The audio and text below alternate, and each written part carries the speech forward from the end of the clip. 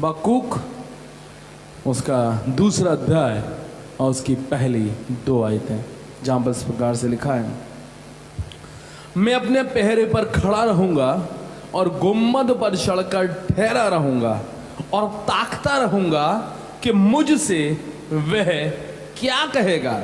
मैं अपने दिए हुए उल्लाहने के विषय में क्या उत्तर दूं।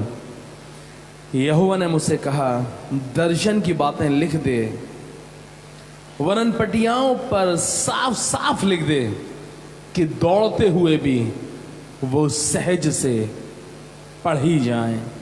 प्रार्थना में अपने सर को झुकाएं और दुआ मांगे। थैंक यू जीसस, धन्यवाद यीशु।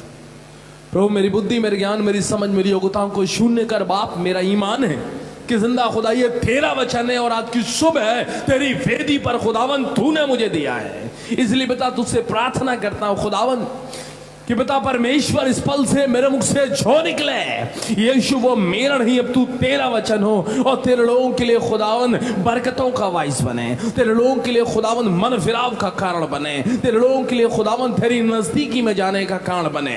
खुदावन ये तेरी ही योजना है खुदावन, तेरी योजना तेरी ओर से सफल हो यीशु के नाम से, आमीन। मैं तो इजराइलियों को जब बेबीलोनियंस ने अपनी गुलामी में ले लिया तो बेबीलोनियंस जो थे वो बड़े सताव करते थे, बड़ा परेशान करते थे। इजरायली बड़ी निराशाओं में है, बड़ी परेशानियों में है, बड़ी दिक्कतों में है और यहाँ तक कि उनके पास कोई उम्मीद नहीं है, उन्हें कोई आशा नहीं है। खुदावन के लोग जो खुदावन पर बड़ा अहंकार करते थे, खुदावन पर बड़ा भरोसा करते थे, क्योंकि उन्होंने अपनी जिंदगी के अंदर ये अनुभव किया था कि जब जब वाचा का संदूक परमेश्वर के लोगों के साथ था तब तब बड़ी से बड़ी परिस्थितियां आई, बड़ी से बड़ी सेनाएं आई, बड़ी से बड़ी मुसीबतें आई, लेकिन खुदावन ने क्या किया, उन्हें विजयी दिलाया। और उनका अनुभव मिस्र की गुलामी का भी था कि कैसे परमेश्वर ने फिरौन बादशाह से उनको बचाया। इतने सारे अनुभव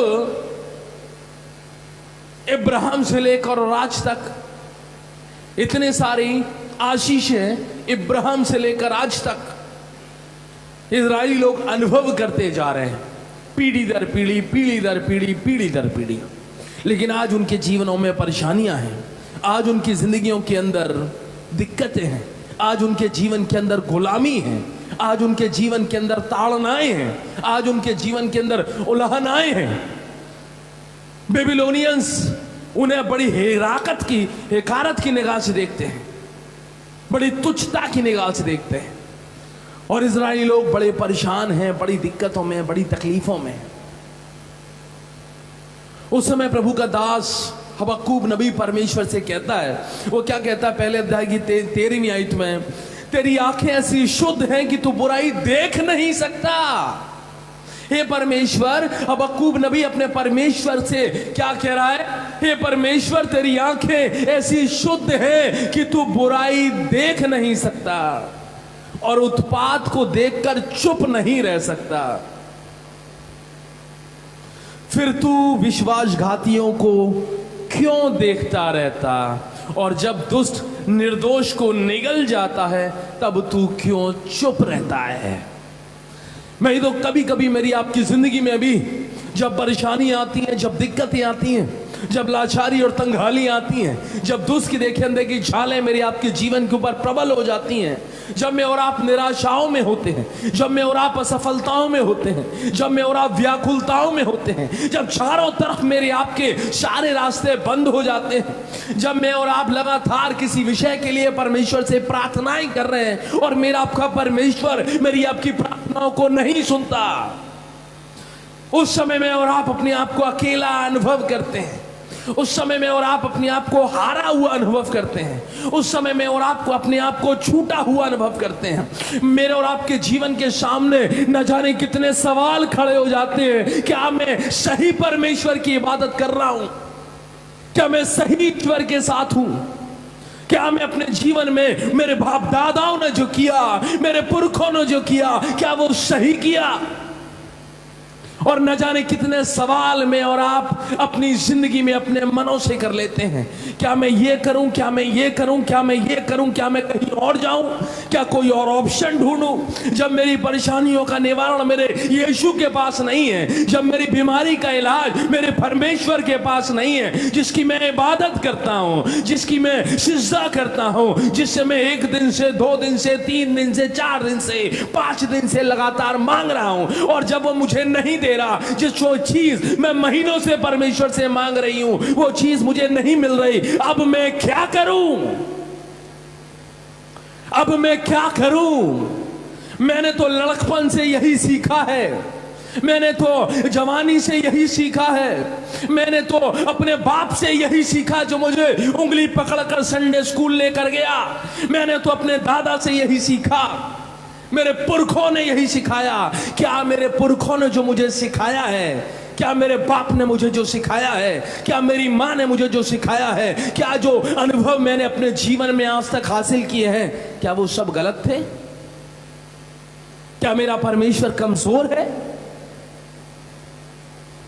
क्या मेरा परमेश्वर मेरी बीमारियों को ठीक नहीं कर सकता? क्या मेरा परमेश्वर मुझे गवर्नमेंट जॉब नहीं दे सकता? क्या मेरा परमेश्वर इन मेरे अधिकारियों का मुझे फेवर नहीं दे सकता? क्या मेरा परमेश्वर मेरे लिए उचित औलाद पैदा नहीं करा सकता? सबके जीवन की अपनी अपनी अलग अलग परेशानियां हैं, सबके जीवन की अपनी अलग अलग परिस्थितियां हैं। मैं तो निश्चित तौर पर जान लेना, विषम परिस्थितियां उस अंधकार की नहीं हैं, विषम परिस्थितियां उस शैतान की नहीं हैं जो निरंतर इस ताक में रहती हैं कि कब विश्वासियों को फाड़ खाए। खुदाई कलाम में लिखा है, तुम्हारा युद्ध मांस और लहू से नहीं है, तुम्हारा युद्ध अंधकार की उन शक्तियों से है जो निरंतर इस ताक में रहती कि कब क्या करें? तुम्हें विश्वासियों को फाड़ खाएं। मैं तो आज इजराइलियों की जो हालत है कि वो बंधुआई में है, वो परेशानी में है, वो दिक्कतों में है, वो तकलीफों में है। आज की परिस्थिति तो इजरायली देख रहे हैं, आज की परिस्थिति तो हबक्कूक नबी देख रहा है, लेकिन इसके पीछे का बैकग्राउंड, इसके पीछे का रीजन कौन देखेगा? मैं तो खुदावन के लोग जब जब परेशान हुए हैं, खुदावन के लोग जब जब गुलामी में गए हैं, उसका रीजन क्या रहा है? बताइए ना जोर से, आप मुझसे ज्यादा बाइबल जानते हैं, जोर से बताइए नलसन भाई। यस, गुनाहों की वजह से अपने परमेश्वर से दूर हो गए हैं। जब जब इजरायलियों ने युद्ध हारा है, चाहे वो दाऊद ने हारा हो, चाहे वो शाऊल ने हारा हो, चाहे वो किसी और ने हारा हो, निश्चित तौर पर जान लेना उसके पीछे कुछ ना कुछ हिडन रीजन छुपा हुआ है।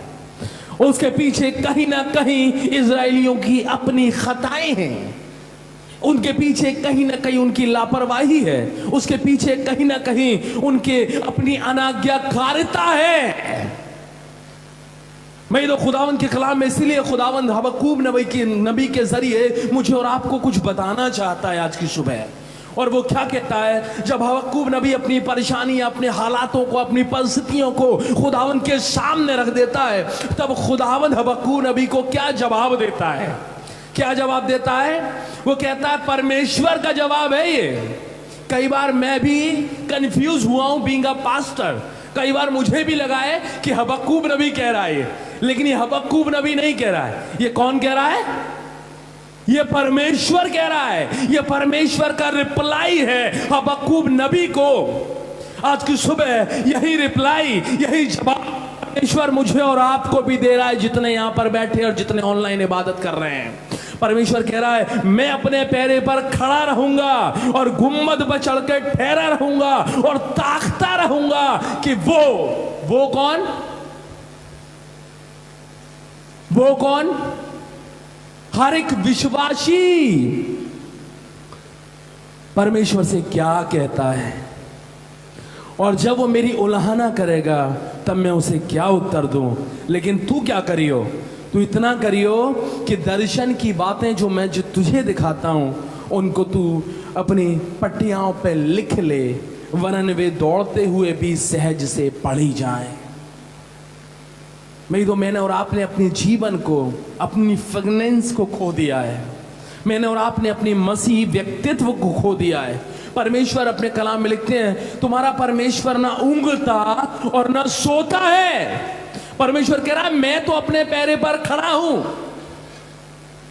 मैं तो ठहरा हुआ हूं, तेरे इंतजार में गुम्मद पर चढ़कर मैं ठहरा हुआ हूं कि तू अब कुछ कहेगा, तू अब कुछ कहेगा, तू अब कुछ कहेगा, तू अब पलटेगा, अब अपने मन को फिराएगा, अब गुनाहों से तौबा करेगा, अब अनाज्ञाकारिता की जिंदगी से तौबा करेगा और मेरी उल्हाना देख करेगा। और जब तू मुझे पुकारेगा तब मैं तेरी सुन लूंगा। भाई तो निश्चित तौर पर जान लेना, परमेश्वर के दरवाजे हर एक विश्वासी के लिए खुले हुए हैं। एक हिंदी कहावत है ना, जब जागो तभी सवेरा। मैं तो खुदावंद आज कल आने वाला भविष्य सब कुछ देखने वाला परमेश्वर है। खुदावंद मेरी आपके मन को, मेरी आपके जीवन को, मेरी आपकी आत्मा को परखने वाला परमेश्वर है।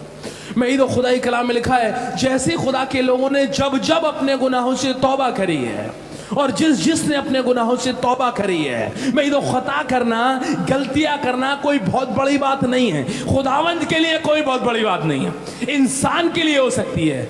शायद आपने मेरे लिए कुछ गलत कर दिया, मैंने आपके लिए कुछ गलत कर दिया, तो हो सकता है शायद मेरे और आप में खटास पैदा हो जाए। शायद हो सकता है आप मुझे माफ ना करें, मैं आपको माफ ना करूं। लेकिन मेरा और आपका परमेश्वर प्रेमी परमेश्वर है। जब जब उसके लोग मन फिराव की आत्मा के साथ, जब जब उसके लोग पूर्ण रीति से तौबा करके परमेश्वर के चरणों में आए हैं, तब तब परमेश्वर ने उन्हें नया जीवन दिया है, तब तक परमेश्वर ने उन्हें नई राहें दिखाई हैं, तब तक परमेश्वर ने उन्हें छुटकारा दिया है। चाहे मिस्र की गुलामी हो, चाहे बेबीलोनियंस की गुलामी हो, या कोई और युद्ध रहा हो, चाहे कोई बीमारी रही हो, चाहे कोई परेशानी रही हो, चाहे कोई दिक्कत रही हो, चाहे कोई निराशा रही हो, मेरा आपका परमेश्वर मुझे और आपको मौके पर मौके, मौके पर मौके, मौके पर मौके देने वाला परमेश्वर है। इसलिए मुझसे और आपसे आज की सुबह कह रहा है, दर्शन की वो बातें जो तेरे पुरखाओं ने तुझे सिखाई हैं, उन्हें पटियाओं पे लिख ले।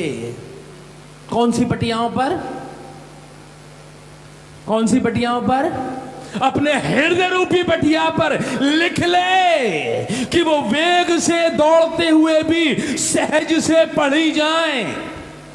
और वेग से दौड़ते हुए सहज से पड़ जाने का मतलब, आदमी एक सेकंड के लिए भी अगर आपसे मिल है तो फ्रेगनेंस जो मसीह की है, वो सुगंध जो मसीह की है, वो शिक्षाएं जो मसीह की हैं, वो जीवन जो मसीह का है, वो बातें जो मसीह की हैं, वो बातें जो धार्मिकता की हैं, वो बातें एक सेकंड मिलने से ही सामने वाले को पता पड़ जाए कि ये आदमी विश्वासी है और ये महिला विश्वासी है और ये मसीह यीशु पर ईमान रखने वाले हैं। इसीलिए इनके जीवन से मसीहत झलकती है।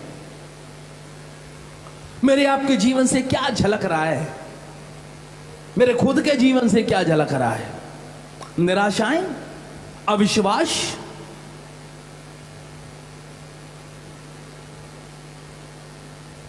और दूसरों के लिए अविश्वास। मैं तो किसी मसीह को नहीं चाहिए कि वो किसी और के लिए ठोकर का कारण बने, चाहे वो मैं और आप ही क्यों ना हो।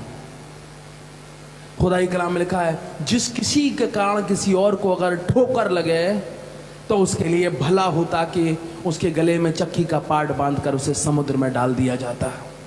मैं तो इसीलिए खुदावंद अपने कलाम में मुझसे और आपसे कह रहा है कि सुन, दर्शन की बातें लिख ले। परमेश्वर जो तुझे दर्शन दे रहा है, परमेश्वर तुझसे कह रहा है कि मैं हर पल तेरे साथ हूं, तेरी बीमारी में तेरे साथ हूं, तेरी निराशा में तेरे साथ हूं, तेरी असफलता में तेरे साथ हूं, तेरी तकलीफों में तेरे साथ हूं, तेरी मुसीबतों में तेरे साथ हूं, तेरी कमजोरियों में तेरे साथ हूं। मैं तो हर पल तेरे साथ हूं। लेकिन तू याद कर उन बातों को जो तेरे पूर्वजों ने तुझे सिखाई हैं। जैसा तेरे पूर्वज चले वैसा तू भी तो चल, तभी तो बरकत पाएगा।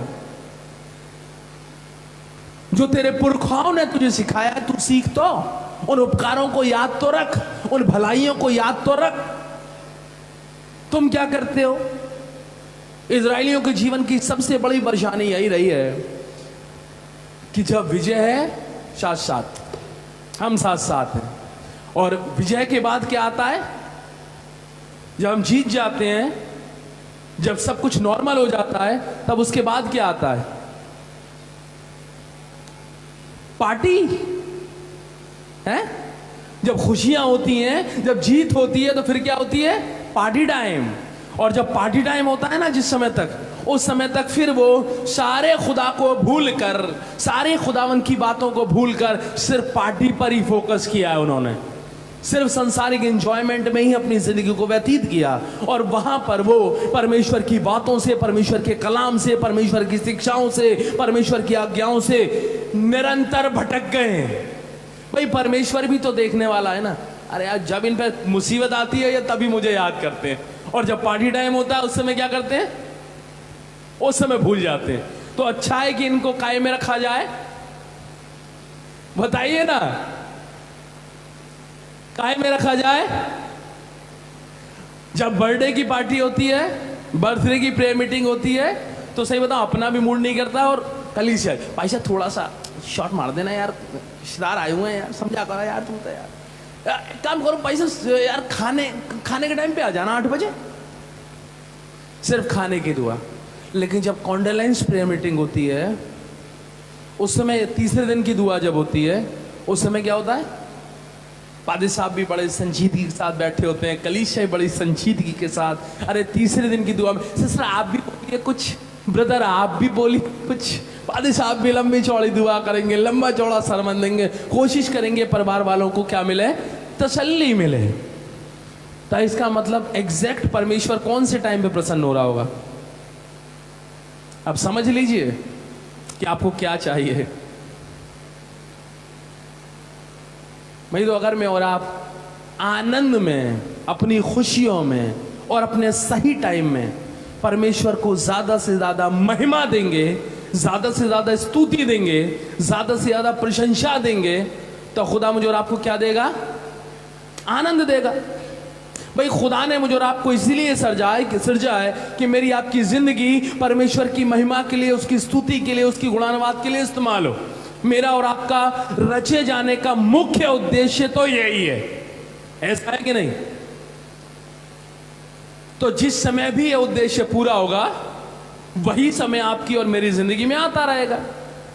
अगर ये उद्देश्य दुख में पूरा हो रहा है, बीमारियों में पूरा हो रहा है, मुसीबतों में पूरा हो रहा है, तंगहाली में पूरा हो रहा है, निराशाओं में पूरा हो रहा है, तो खुदा बार बार वैसा समय मेरी लाइफ में लाता रहेगा। ले बेटा तू यही ले, तू इसी समय मुझे याद करता है तो तू यही ले। अगर मैं आनंद में परमेश्वर को निरंतर याद रखूंगा, अगर मैं आनंद में और भरपूरी के साथ संसार को छोड़कर परमेश्वर की महिमा करूंगा, तो खुदा क्या करेगा? तू आनंद ले यार, तू आनंद जब हैप्पी जब होता है ना, तू तो तब तू बड़ा थैंक यू बोलता है। इसको खुशी रखो। ये जीवन में खुशियां पाने का मूल मंत्र है। इस मंत्र को जिंदगी में याद रखना। जो आदमी दुख में भी आनंदित रह के परमेश्वर का धन्यवाद देता है ना, तो खुदा उसे दुखी भी नहीं करता। लेकिन मेरी आपके जीवन की विषम परेशानी यही रही है, अब से नहीं, हमारे पुरखाओं से, कि हम आनंद में जैसे आते हैं ना, जैसे रिलैक्स हो जाते हैं। जब तक गुलामी में थे इजरायली लोग मिस्र की, तब तक हाय प्रभु हाय प्रभु हाय प्रभु। जब तक विपत्ति में थे तब तक हाय प्रभु हाय प्रभु हाय प्रभु। जब तक फिरौन परेशान कर रहा था, हाय प्रभु हाय प्रभु हाय प्रभु। और जैसे ही फिरौन की गुलामी से बाहर निकले, एक आध पीढ़ी आगे बढ़ी, उसके बाद फिर पार्टी टाइम। भाई तो निश्चित तौर पर जान लेना, जब पार्टी टाइम आता है ना, उसके बाद गुलामी टाइम भी आ जाता है। और बेबीलोनियंस की गुलामी में जाने का इजरायलियों का सबसे बड़ा कारण यही है कि पार्टी टाइम। इसीलिए वो शिक्षाएं जो मेरे आपके पुरखों ने मुझे और आपको सिखाई हैं, मेरे आपके दादा उंगली पकड़ के जो मुझे और आपको संडे स्कूल लेके गए थे, वो बातें जो मेरे आपके परमेश्वर ने मुझे और आपको सिखाई हैं, वो अनुभव जो मेरे आपके परमेश्वर ने मुझे और आपको सिखाए हैं, वो गलत नहीं है। अगर गलती कही है तो मेरे और आपके कामों में है, मेरे आपके विचारों में है, मेरी आपकी धार्मिकता में है। थोड़ी देर के लिए अपनी बीमारी, अपनी परेशानी, अपनी दिक्कत, अपनी तंगहालियों को भूलकर अपने जीवन की कमियों का आकलन करना चालू करें।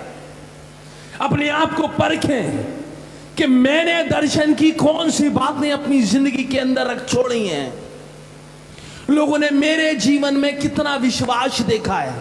क्या प्राण देने तक मैं मसीह के लिए विश्वास योग्य ठहरा हूं? क्या प्राण देने तक मैं मसीह के लिए विश्वास योग्य ठहरी हूं? निश्चित तौर पर जान लेना, खुदावंद अनुग्रह करने वाला परमेश्वर है। नियत समय पर और निश्चित समय पर हर एक को मिलेगा। प्रभु सबको देने वाला परमेश्वर है। लेकिन मैं और आप क्या चाहते हैं? मेरे समय पे मिले, जब मुझे चाहिए तभी चाहिए, चाहे वो सही हो चाहे वो गलत हो। मैं तो कभी कभी परमेश्वर किन्हीं परिस्थितियों से, किन्हीं बातों से, किसी दुर्घटनाओं से, किसी बीमारी से मुझे और आपको परखता भी है और मेरे और आपके ईमान को बढ़ाता भी है। ईमान की बढ़ोतरी चाहिए और जीवन में नई बरकत चाहिए, तो पुराने बरकत जो मिली हैं उनकी परीक्षाएं देनी पड़ेंगी भाई। खुदा ने जितना आपको दे दिया, जितना मुझे दे दिया, मैं और आप उस योग्य हैं या नहीं, मुझे प्रूव करना होगा कि हाँ परमेश्वर जो बरकतें आपने मुझे दी हैं मैं उनके योग्य हूं। खुदावंद मैं उनमें तेरे लिए विश्वास योग्य हूं। जब मैं और आप उसमें प्रूव कर देंगे कि हाँ परमेश्वर मैं इतनी बरकत डाइजेस्ट कर सकता हूं जितनी आपने मुझे दी है, अब और दीजिए, तभी तो और मिलेंगी। मैं और आप पुरानी बरकतें लेकर एंजॉय करते हैं, उसके बाद उसी बरकतों की वजह से ही परमेश्वर कोई छोड़ देते हैं जो मेरे और आपके जीवन में बरकत देने वाला है। तो मुझे और आपको और बरकतें कहां से मिलेंगी? खुदाई कलाम में उपदेशक में लिखा है 3 में, हर एक बात का एक समय है। अरे समय का तो इंतजार करो भाई। जो हमारा काम है वो हम करते रहें, और हमारा काम क्या है? खुदाई कलाम में लिखा है मैं जिस पर चाहूंगा उस पर दया करूंगा और जिस पर चाहूंगा उस पर करुणा करूंगा और जिस पर नहीं चाहूंगा उस पर नहीं जाऊंगा। तू कौन है भाई? लेकिन हमारी जो ड्यूटी है, हमारा जो काम है वो हमें करना है, हमें उससे नहीं भटकना। ये एक अलग टॉपिक है, किसी दिन इस पर बात करेंगे। लेकिन जो ड्यूटी हमारी है वो तो करो। और हमारी ड्यूटी क्या है? जोर से बोलिए ना। प्रार्थना करें, विश्वास रखें और परमेश्वर की स्तुति करें। यह परमेश्वर के हाथ में है कि कब रोजगार देगा, यह परमेश्वर के हाथ में है कब चंगाई देगा, यह परमेश्वर के हाथ में है कि कब मेरी आपकी व्याकुलता, कब मेरी आपकी परेशानी, कब मेरी आपकी पीड़ा, कब मेरे आपके संकट, कब मेरी आपकी निराशाओं का समाधान होगा। यह करना परमेश्वर के हाथ में है और उसके डिसीजन में इंटरफेयर कभी मत करना जीवन के अंदर। क्योंकि जब परमेश्वर सॉल्यूशन करेगा उसके बाद किसी और सॉल्यूशन की जरूरत ही नहीं पड़ेगी। Hallelujah, hallelujah, hallelujah. जब परमेश्वर सॉल्यूशन करेगा उसके बाद किसी और सॉल्यूशन की आवश्यकता ही नहीं पड़ेगी। जब परमेश्वर बरकत देगा उसके बाद किसी और बरकत की जरूरत ही नहीं पड़ेगी। खुदावंद सब कुछ जानने वाला, सब कुछ जांचने वाला परमेश्वर। बस निरंतर प्रार्थनाओं में लगे रहो और अपने हृदय को ऐसी जिंदगी, ऐसे स्थान बनाओ जहां परमेश्वर के दर्शन की बातें लिखी जाएं। अपने जीवन को ऐसी सुगंध बनाओ। खुदावंद के कलाम में लिखा है तुम यीशु मसीह की फ्रेगनेंस हो, सुगंध हो। खुदाई कलाम में लिखा है तुम यीशु मसीह की जीवित पत्रियां हो।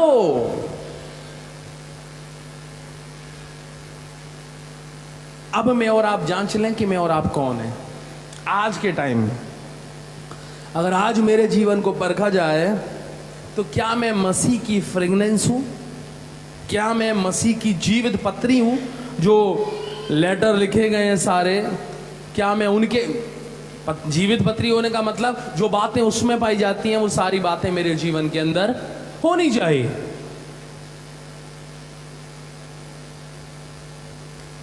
भाई तो निराशाओं के समय में अपने परमेश्वर को पुकारना और निश्चित तौर पर जान लेना। मुझे बहुत अच्छा लगता है पहला अध्याय उसका 20वां अध्याय, जब यहोशापात तीनों तरफ से घिर जाता है, अम्मोनियों से, मुनियों से और नबी और अम्मोनी मुनियों से, तो वो क्या कहता है?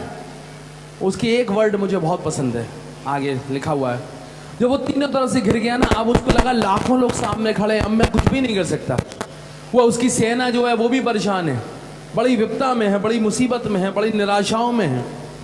लोग आके कह रहे हैं बॉस सब कुछ नहीं हो सकता, बॉस अब तो मरना तय है। दूसरा इतिहास उसकी 20वीं आयत, मुआबी, अम्मोनी और मुनियों ने उसे तीनों तरफ से घेर लिया है। दूसरा इतिहास उसकी 20वीं आयत। जब भी मौका मिले इस चैप्टर को जरूर पढ़ना, बड़ा मजा आएगा, बड़ा फेथ बढ़ेगा।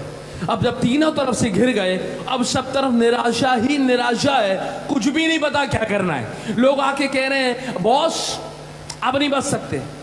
अब यहोशापात जो है वो भी बड़ा परेशान है, वो टेंशन में आ गया है। टेंशन में आके उसने सिर्फ 2 ही काम करे हैं। पहला काम क्या करा? वो खुदावंद के चरणों में आया और उससे नमी आयत में बोला, यदि तलवार या मरी या अकाल या कोई और विपत्ति हम पर पड़े तो भी हम इसी भवन के सामने और तेरे सामने, क्या कह रहा है? चाहे तलवार, चाहे मरी, चाहे अकाल और चाहे कोई विपत्ति क्यों ना हो, तो भी हम इसी भवन के सामने और तेरे सामने, तेरा नाम तो इस भवन में बसा है, खड़े होकर अपने कलेश के कारण किसकी दुहाई देंगे? भाई तेरी देंगे। चाहे मरी हो, चाहे अकाल हो, चाहे कोई भी विपदा हो, परमेश्वर हम इधर उधर नहीं भटकेंगे, परमेश्वर हम कहीं नहीं जाएंगे, चाहे कुछ भी क्यों ना हो जाए, परमेश्वर हम तो तेरे भवन में, क्योंकि इसमें तेरा नाम बसा हुआ है। हाँ परमेश्वर, हम तेरे सामने तेरी दुहाई देंगे। और आगे खुदावन के कलाम में बड़े ईमान की बात लिखी है, और में लिखा है, तू सुनकर हमें बचाएगा। Praise the Lord. क्या लिखा है? जोर से बोलिए, क्या लिखा है? तू सुनकर हमें बचाएगा। ये उसका ईमान है। क्या है ये? उसका ईमान है। प्रभु मैं कहीं नहीं जाऊंगा, परमेश्वर मुझे भरोसा है कि तू मेरी सुनकर मुझे बचाएगा। आगे खुदाई कलाम में एक और आयत है जो मुझे बहुत पसंद है, 12वीं आयत में लिखा हुआ है, ये जो बड़ी भीड़ हम पर चढ़ाई कर रही है, उनके सामने हमारा बस नहीं चलता और हमें कुछ सूझता नहीं। जीवन में चंगाई बरकतें चाहिए परमेश्वर से, अपने दिमाग को शून्य कर दो। ये दिमाग सब बातों में धोखा देने वाला है, ये मन सब बातों में धोखा देने वाला है, ये चंचल है। कभी मुझे और आपको इधर भटकाएगा, उधर भटकाएगा, उधर भटकाएगा, उधर भटकाएगा। इसलिए अब उसने, यहोशापात ने क्या किया? यहोशापात ने अपनी बुद्धि को, अपने ज्ञान को शून्य कर दिया। उसने कहा परमेश्वर अब मुझे कुछ भी नहीं सूझ रहा है, अब मेरा दिमाग तो खत्म हो गया साहब, और इनके सामने अब मेरा बस चल भी नहीं रहा है। जिन्होंने अपनी जिंदगी के अंदर अपने आप को जीरो करके परमेश्वर के सामने प्रदर्शित किया है, निश्चित तौर पर जान लेना उन्होंने बरकतें पाई हैं। खुदा के कलाम में लिखा है, आगे लिखा है, हमें कुछ नहीं सूझता कि हमें क्या करना चाहिए, परंतु हमारी आंखें तो तेरी ओर लगी हैं। किसकी ओर? किसकी ओर? जोर से बोलिए ना, हमारी आंखें तो परमेश्वर तेरी ओर लगी हैं, क्योंकि तू हमारी सुनकर हमें बचाएगा। मैं तो निश्चित तौर पर जान लेना खुदावंद अनुग्रहकारी है। जैसे दाऊद कहते हैं, मैं अपनी आंखें पहाड़ों की तरफ लगाऊंगा, मेरी सहायता कहां से आएगी? मेरी सहायता यहोवा की ओर से आएगी। अपने जीवन की हर एक परेशानी में, अपने जीवन की हर एक विपदा में, हर एक जीवन की एक मुसीबत में, अपने हर एक जीवन की निराशाओं में परमेश्वर की तरफ देखना शुरू कर दें, तो कभी परेशानियां नहीं आएंगी। जब तक खुदावन के लोगों ने खुदावन की तरफ देखा, इतिहास गवाह है इस बात का, जब जब खुदावन इजराइलियों के साथ रहा है तब तक उन्होंने कभी मुंह की नहीं खाई है, तब तक उन्होंने कभी हार नहीं देखी है। लेकिन शर्त यही है, चाहे 300 हो चाहे 3000, वो लड़े किसके नाम से हैं जी? उन्होंने अपनी साइड किसे रखा है? तलवार को, भाले को, रिसोर्सेस को, और राजाओं को, और सेनाओं को? परमेश्वर को। चाहे अकेला राजा दाऊद क्यों ना हो, जिसके सामने लाखों का सवाल है, उसने भी अपने पीछे किसे रखा है? परमेश्वर को। उसने कहा मैं अपने यहोवा परमेश्वर के नाम से तेरे सामने आता हूं, और मेरा विश्वास है कि मेरा परमेश्वर तुझे मेरे हाथों में कर देगा। निश्चित तौर पे जान लेना, इसीलिए खुदाई कलाम में बड़ी अद्भुत बात लिखी है, जो परमेश्वर कहता है, परमेश्वर का रिस्पॉन्स है। देख, चौथी आयत में देख, उनका मन फूला हुआ है, उनका मन सीधा नहीं, परंतु धर्मी अपने विश्वास से जीवित रहेगा। जोर से बोलिए, धर्मी। क्या हुआ, डर लग रहा है क्या बोलने में? पड़ोसी सुन लेगा, शैतान सुन लेगा, शैतान से डर लग रहा है? जोर से बोलो ना फिर। धर्मी अपने विश्वास के द्वारा जीवित रहेगा। अपने खुदावन के चरणों में चले, अपनी आंखों को बंद करें, प्रभु से कहें, परमेश्वर, ओ यीशु राजा अनुग्रह कर, यीशु तू हमें धर्मी बना। ओ खुदावन, तेरे कलाम की बातें पिता जो हमारे जीवनों से छूट गई हैं, ओ परमेश्वर, वो कलाम की बातें पिता परमेश्वर जो हमारे जिंदगी से, हमारी धार्मिकता से, हमारे विचारों से पिता परमेश्वर हमारे मन से खो गई हैं, ओ प्रभु, उन बातों को हमारे जीवन के अंदर लौटा के ला।